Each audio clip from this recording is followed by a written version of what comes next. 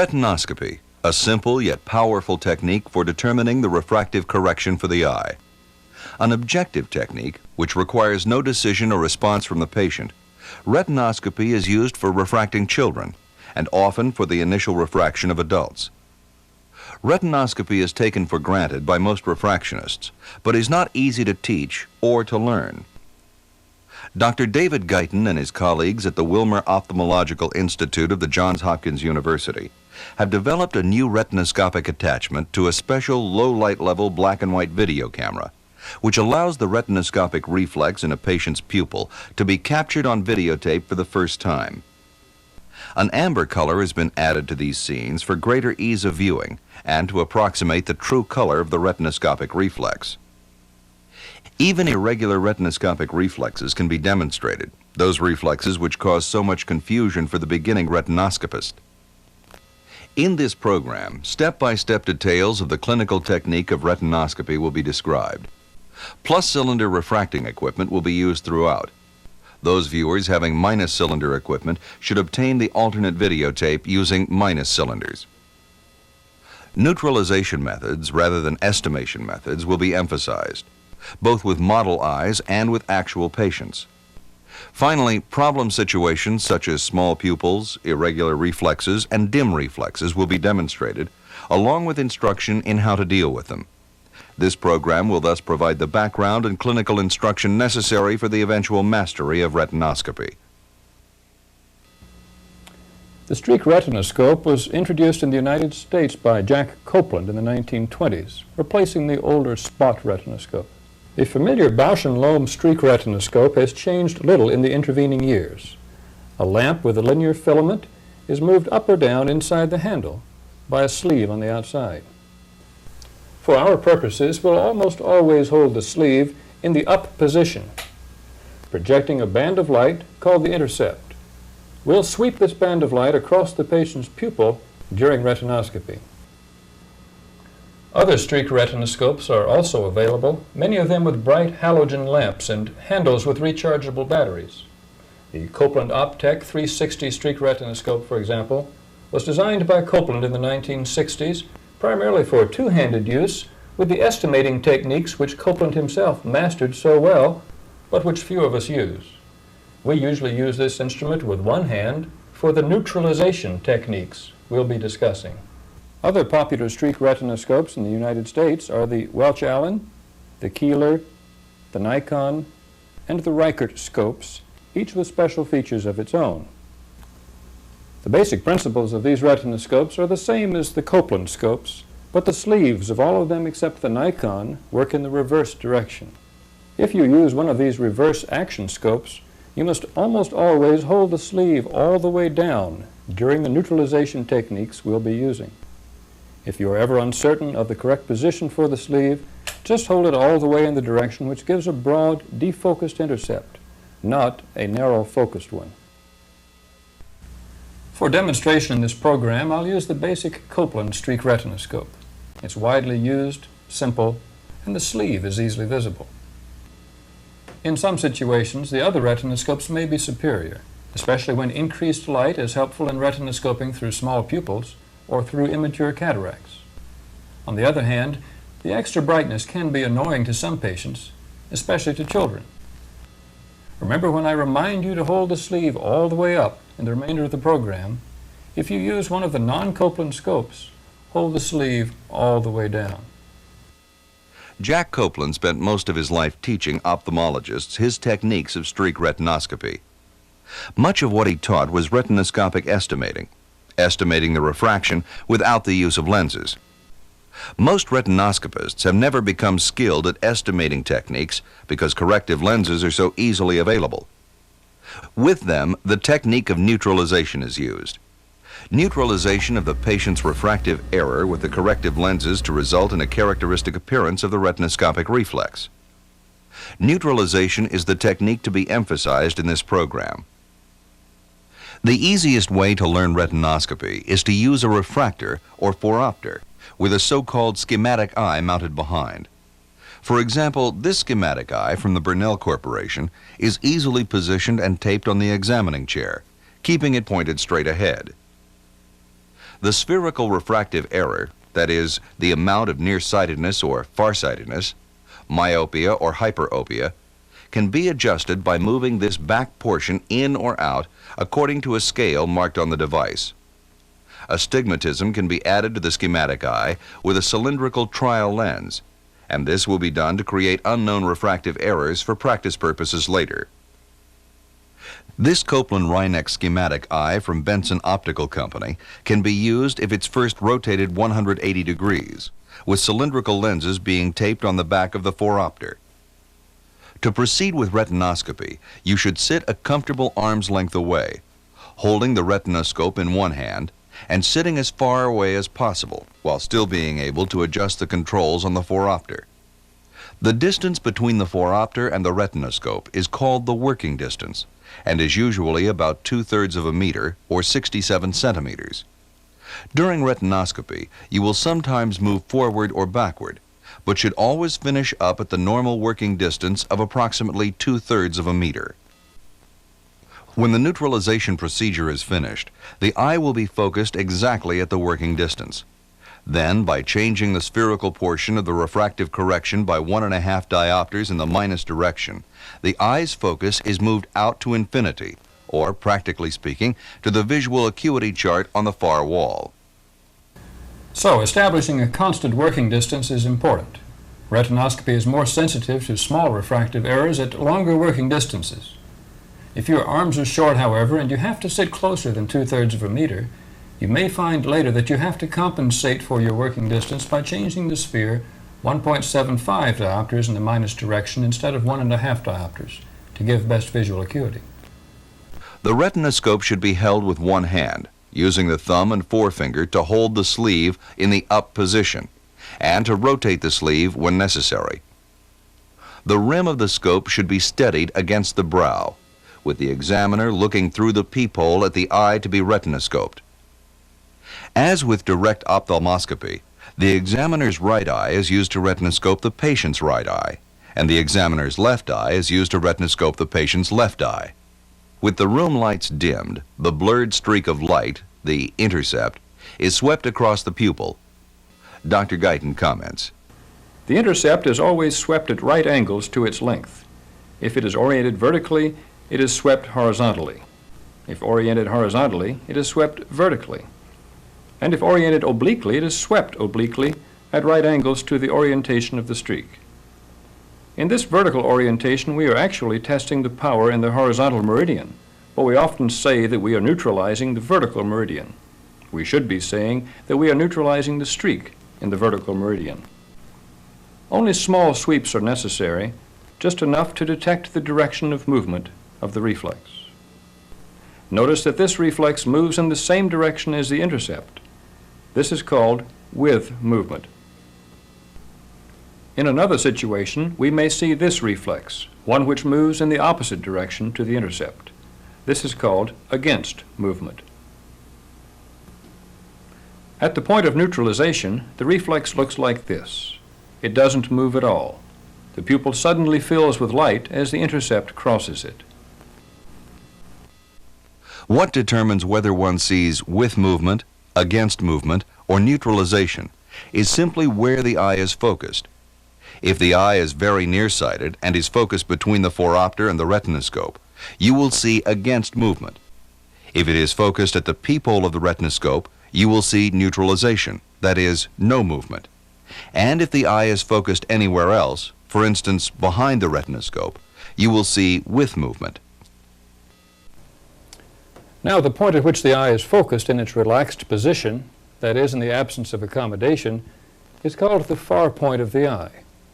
The far point of the nearsighted or myopic eye is somewhere between the eye and infinity.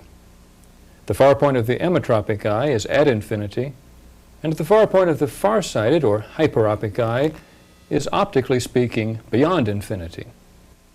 The whole point of the neutralization technique of retinoscopy is to use lenses to bring the eye's far point to the peephole of the retinoscope held at the normal working distance. Adding plus lens power, dialing down on the phoropter, pulls the far point toward the eye. Going in the minus direction, dialing up on the phoropter, moves the far point away from the eye. The far point can be moved beyond the retinoscope to infinity and even beyond infinity by continuing to dial up on the phoropter. The far point beyond infinity is actually a virtual far point behind the eye. How does one know where the far point is? By the movement of the retinoscopic reflex. If you see with movement, the far point is beyond the retinoscope, and plus lens power is added to pull the far point into the position of the retinoscope. If you see against movement, the far point is between the phoropter and the retinoscope, and the lenses are changed in the minus direction by dialing up to move the far point out to the retinoscope. When the far point reaches the retinoscope, the reflex becomes neutralized, filling the whole pupil and no longer moving. Dr. Guyton will look at a reflex and move the far point around by changing the lenses. Here's with movement. The far point must be beyond the retinoscope. That says add plus, dial down on the phoropter to pull the far point inward toward the retinoscope. As we add plus, notice that the reflex becomes broad and has less distinct margins. It also speeds up as we approach neutralization. The far point is approaching the peephole of the retinoscope. Neutralization is not a sharp, distinct point. There is a zone of neutrality in most eyes at least half a diopter wide, or at least 2 clicks of sphere power on the phoropter. This is sometimes called the dead zone, where neither with movement nor against movement can be distinguished with certainty. As we continue to add plus, the far point is pulled in front of the retinoscope and against movement appears. Against movement tells us, of course, that we need to change sphere back in the minus direction to dial up on the phoropter to get back to neutralization. Remember, with movement tells you to change sphere in the plus direction, to dial down on the phoropter. Against movement tells you to change sphere in the minus direction, to dial up on the phoropter. It's really very straightforward.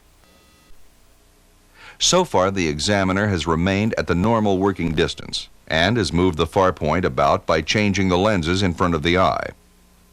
Once the far point is in the vicinity of the retinoscope, however, the zone of neutralization can be examined very precisely by moving forward and backward, like so. If you move forward inside the far point now falls beyond the retinoscope, and you will pick up with movement. The farther forward you move, the more pronounced the with movement becomes. By your moving back beyond the far point comes to fall between the phoropter and the retinoscope, and you'll pick up against movement. The farther you move back, the more pronounced the against movement becomes. As you move forward again, you'll move through the dead zone and pick up with movement once more. By this to and fro movement, you can exactly locate the front edge of the dead zone, where only minimal with movement remains. This is generally the best endpoint.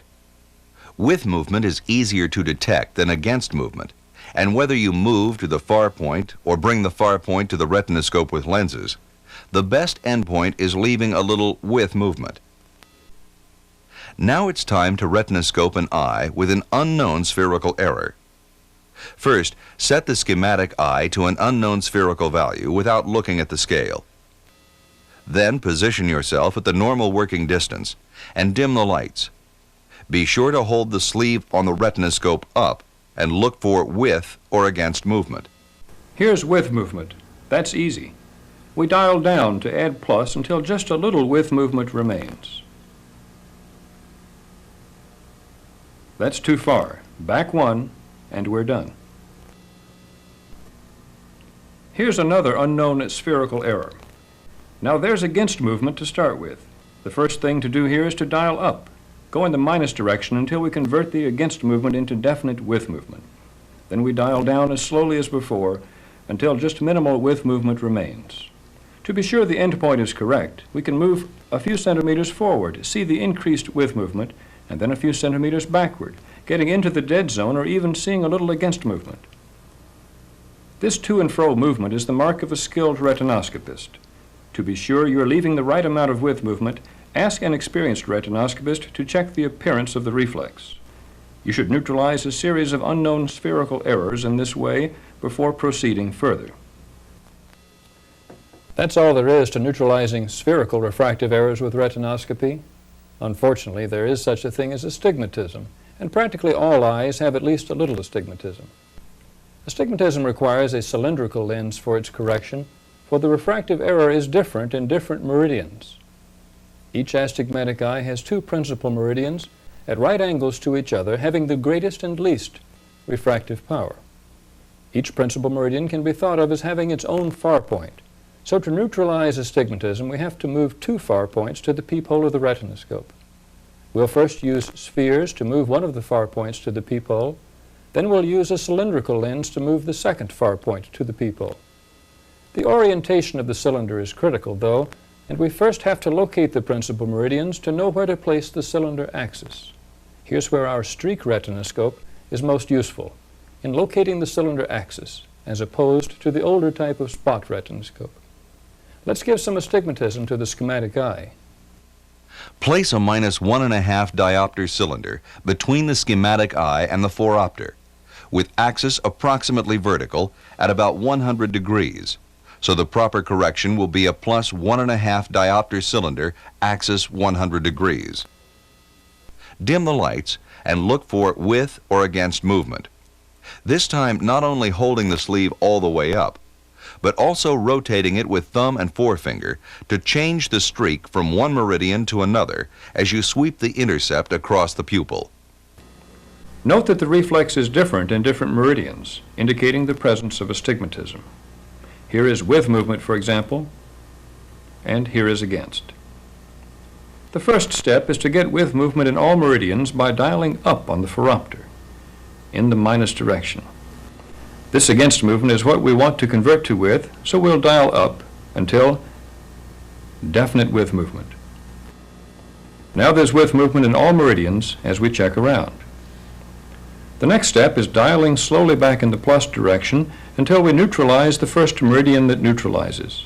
The reflex is broader in the horizontal meridian, so we'll concentrate on that reflex. There. Just a little with movement remaining. Now the vertical meridian has the most remaining with movement, indicating the axis of the plus cylinder that we'll need. Here is the only place that you should ever lower the sleeve in the neutralization technique. If there is more than 1 diopter or so of astigmatism, you can enhance the reflex, making it narrower and brighter, by adjusting the sleeve downward. Notice that both the intercept and the reflex become narrower and brighter as we seek the position of the sleeve, giving the best enhancement. Enhancing the reflex serves only to help locate the cylinder axis with better precision, and you should never attempt to neutralize the reflex when it is enhanced. If the reflex will not enhance, return the sleeve to the extreme up position. With the reflex enhanced if possible, we will now examine the various phenomena that help us locate the cylinder axis. First, the break phenomenon. Note that when the intercept is off axis, the reflex is no longer parallel to it. There is a break or misalignment of the reflex with the intercept. As we rotate the streak on axis, the reflex becomes parallel to the intercept. Thus, the break phenomenon, when present, tells us there is astigmatism and that we're off axis. Also note that when the intercept is off axis, the reflex becomes thicker and usually less bright. That is, the reflex appears less enhanced. Thus, the best enhancement of the reflex occurs when we are on axis. The last phenomenon, the skew phenomenon, is most helpful with low amounts of astigmatism. We'll temporarily correct most of this astigmatism to demonstrate the skew phenomenon. Now the desired axis is still roughly vertical, but there is no longer enough astigmatism to give a decent break phenomenon. Note instead the apparent direction of movement of the reflex with respect to the direction of movement of the intercept. If the intercept is off axis, the reflex moves in a skewed direction with respect to the intercept. If the intercept is on axis, the reflex and intercept move in exactly the same direction. The skew phenomenon is thus a dynamic clue to the axis location, whereas the break and enhancement phenomena are static clues. Again, the skew phenomenon is most useful in low amounts of astigmatism when the other phenomena are less evident. In actual practice, we don't think of these separate phenomena when locating the axis. They all blend together with experience. Now that we have located the axis, we rotate the cylinder axis of the phoropter parallel to the streak with the greatest width movement. This remaining width movement is neutralized by adding plus cylinder power, turning the cylinder knob clockwise on this Reichert phoropter. There, just a little remaining width movement. Check the horizontal meridian to see if it's still neutralized, and we're finished with the gross neutralization. Each principal meridian is neutralized. Many retinoscopists stop at this point and proceed to subjective refinement of the refraction. It's good practice, though, to refine the cylinder axis and power retinoscopically first, for such refinement is easy and fast with the streak retinoscope. Let's leave a little axis error and power error so we can demonstrate these refinement steps more easily. For both refinement steps, we need definite width movement in all meridians, so we lean a little forward a few centimeters to obtain it. First, we refine axis. Having moved in to get width movement in all meridians, we use what Copeland called the straddle cross. We check the reflex 45 degrees on either side of the correcting cylinder axis. If there is an axis error, the reflex will be narrower and brighter, showing better width movement in one of these directions. Here this occurs 45 degrees counterclockwise to the axis. This narrower, brighter reflex is called the guide line, and the plus cylinder axis should be rotated a few degrees toward it. The straddle cross is checked again, and the axis refined further if necessary until the reflexes 45 degrees to either side of the axis are equal. Refinement of the cylinder axis using the straddle cross is recognized as one of the most accurate steps in retinoscopy, and as you see, is both easy and fast. Next comes final refinement of the cylinder power. Again, we move in a few centimeters from the normal working distance to pick up definite width movement in both principal meridians. Now we use what Copeland called the power cross. We compare the width movement in the two principal meridians back and forth as we slowly move backward to the normal working distance. Here we see that the width movement is unbalanced between the two principal meridians, that we need more plus power to neutralize the streak in the vertical meridian. The vertical meridian is parallel to the cylinder axis, so we need to add more plus cylinder power to decrease the width movement. Like so. We check the power cross again. This time it appears balanced, and it stays balanced as we move slowly outward to the normal working distance. That completes the neutralization of this astigmatic eye. You should repeat the procedure using different amounts of simulated astigmatism and have an experienced retinoscopist check your neutralization of the reflex. Don't trust the refractive scale on the schematic eye, and don't even expect to get a cylindrical correction exactly opposite to the trial cylinder you added behind the phoropter, for the two lenses are separated, and this can make a difference. Also note that except for clearing the cylinder power initially, we have not yet had to pay any attention to the actual sphere and cylinder powers in the phoropter. Instead, we know which way to turn the dials and knobs by the type of reflex we see. The actual lens powers are not important until it comes time to record the results. You're not yet ready to record the results, though, or even to move on to subjective refinement with a patient, for the eye's far point is still at the working distance. That is, the eye is still focused at the position of the retinoscope. To move the far point to the far wall, or essentially to infinity, you must change the sphere 1.5 diopters in the minus direction. Again, there's no need to look at the numbers. Simply dial 6 clicks up. If your working distance is shorter than normal, you may find that 7 clicks up gives you best visual acuity.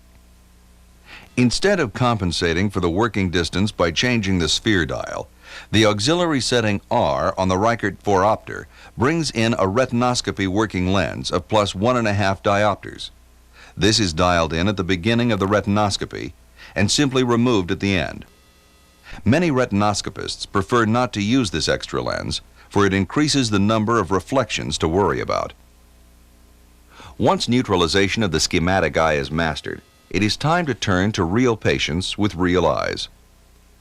The phoropter is first placed in a comfortable position for the patient, with both eyes open, and the interpupillary distance set to center the patient's eyes in the apertures. The lens dials are set to 0 cylinder and plus 1.5 diopters sphere on both sides. The plus 1.5 diopters of sphere place the emmetrope's far point at the normal working distance. Also, this plus sphere power makes most patients myopic, fogging the distance fixation target and tending to relax accommodation. If the patient turns out to be more than 1.5 diopters hyperopic, more plus sphere may be necessary for proper fogging. Learn to retinoscope the patient's right eye with your right eye and the patient's left eye with your left eye. This allows the patient to look past your ear with the eye not being retinoscoped at a small fixation light at the end of the room. You need to be as close to the patient's visual axis as possible for the best accuracy. And if the patient does not have strabismus, using the other eye for fixation is the best way to achieve the proper alignment. Retinoscoping off-axis more than 15 degrees introduces significant unwanted astigmatism. Keep both of your eyes open if possible. It's easier to do this if the room is quite dark. The best fixation target is a small light. A projected letter can stimulate accommodation, and large bright fixation targets produce annoying reflections in the corrective lenses. There is no way to avoid entirely the reflections of the retinoscope light in the Phoropter lenses, and one simply has to move slightly to one side or the other to see past the reflections.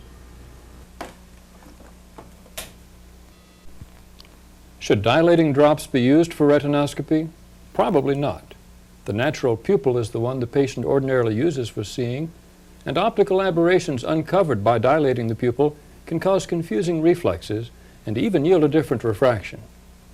For starting out in retinoscopy, though, you will probably appreciate the more obvious reflexes obtained with the pupil dilated. If dilating drops are used, the patient can be instructed to look directly at the retinoscope light, with the other eye occluded. Now we'll neutralize each eye in turn. For the right eye, I see against movement initially, so I dial up to get with movement in all meridians.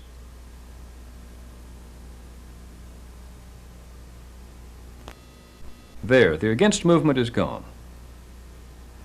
It is obvious that the 80-degree or so meridian is neutralizing first, so I concentrate on that meridian and change the sphere slowly in the plus direction to neutralize almost all the with movement. 90 degrees away, I find the maximum remaining with movement, and I locate the axis precisely by lowering the sleeve to enhance the reflex. I align the cylinder axis with the intercept, raise the sleeve, and neutralize the second principal meridian. There, almost neutralized. Good. I check the other principal meridian quickly, and now I move forward slightly to pick up definite with movement and check the straddle cross for axis refinement, 45 degrees on either side of the cylinder axis. This is the brighter reflex, so I'll move the axis slightly clockwise and check again. These look equal.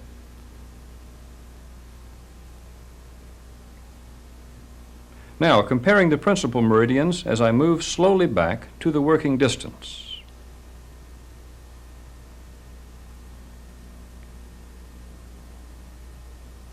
And they appear to be neutralizing equally as I move back. The neutralization is finished. After neutralizing the left eye as well, dial 6 clicks up on both sides to compensate for the working distance, moving the patient's far points to the visual acuity chart at the end of the room. Occlude the left eye and take a visual acuity for the right eye. This should be followed by subjective refinement of the refraction whenever possible. Tell me, what's the smallest line in the chart you can read? TZVECL. Good. Very good. Now we'll go to the other eye.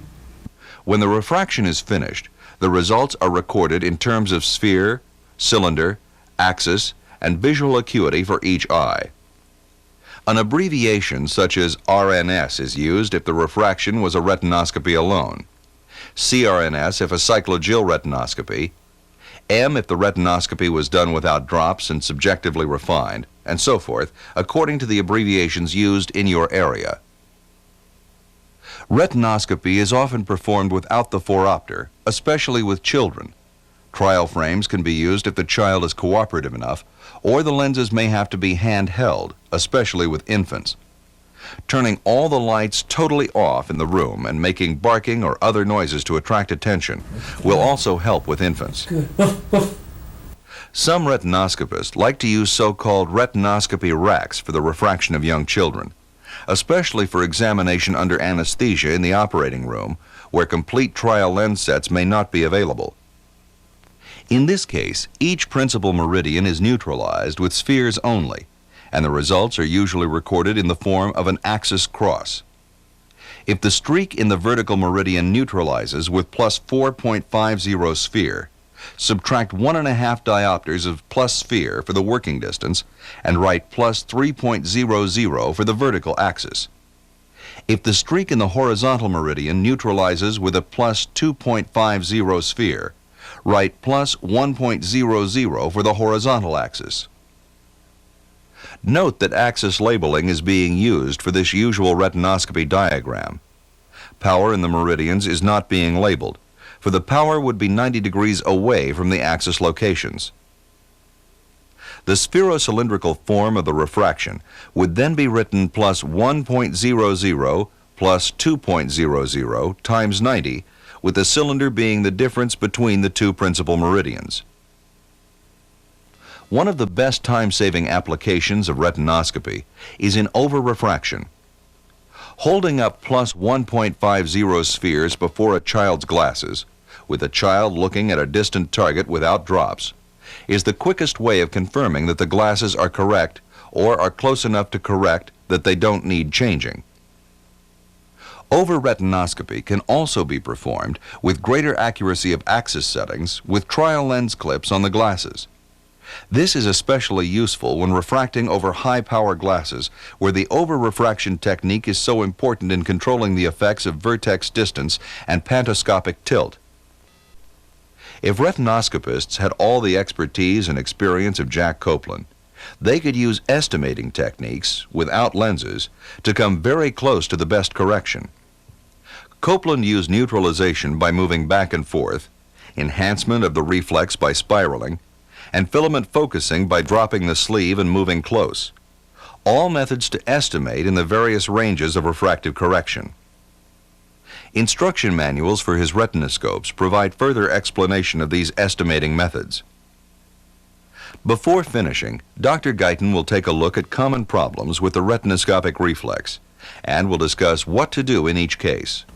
Here we are retinoscoping a patient without drops, and suddenly the pupil constricts and the reflex changes.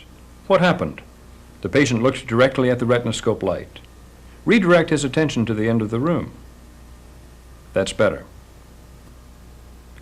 In this second patient, the reflex is changing spontaneously during the retinoscopy. The patient is either accommodating or relaxing his accommodation. This is especially likely to occur in children where distance fixation and fogging are not enough to control accommodation.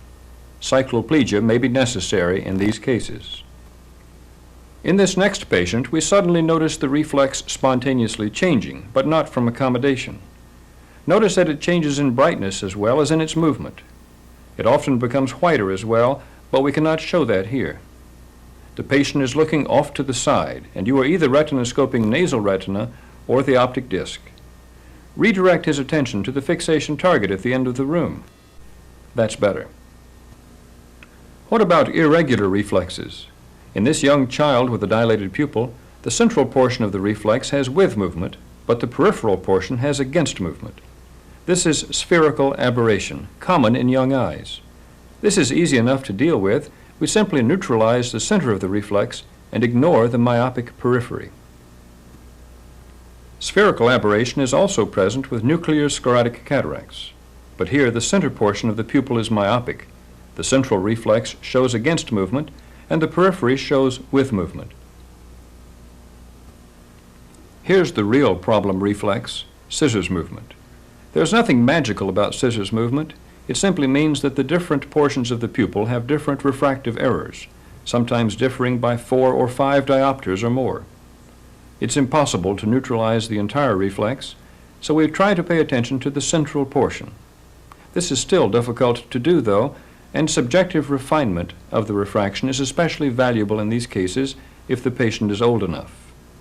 Eyes with marked scissors movement can often obtain good visual acuity, indicating that only a portion of the pupil is used and that the stray light through the other portions of the pupil is effectively ignored.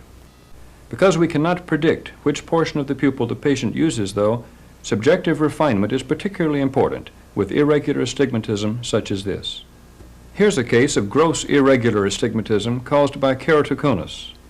The irregularity is so great that a dark space often appears in the center of the reflex. Most of these patients will require a contact lens to cover the irregular cornea. A different problem occurs with small pupils. The pupil is so small that the edges of the reflex are hard to see. The best trick here is to move closer, at least temporarily, to see the reflex better. Sometimes, even with a large pupil, the reflex is dim and indistinct. The first thing to think of here is a high refractive error, for the reflex in high refractive errors always appears dim at first. Crank in large amounts of plus or minus sphere to try to improve the reflex, like so, and then continue to neutralize the reflex. If the dim reflex is not improved with high plus or high minus sphere, suspect a cataract or other cause of cloudy media. Try to move in closer to get a brighter reflex, or use one of the new retinoscopes with a bright halogen bulb. Those are most of the problems you'll encounter with the retinoscopic reflex. This concludes our program on retinoscopy. By practicing first with a model eye and then with patients, as we have demonstrated here, you should soon be able to perform retinoscopy with ease. Reviewing this program from time to time during the learning process should help, especially in polishing your retinoscopic refinement techniques and in recognizing and in dealing with problem reflexes. Remember, Jack Copeland is watching over you. Good luck.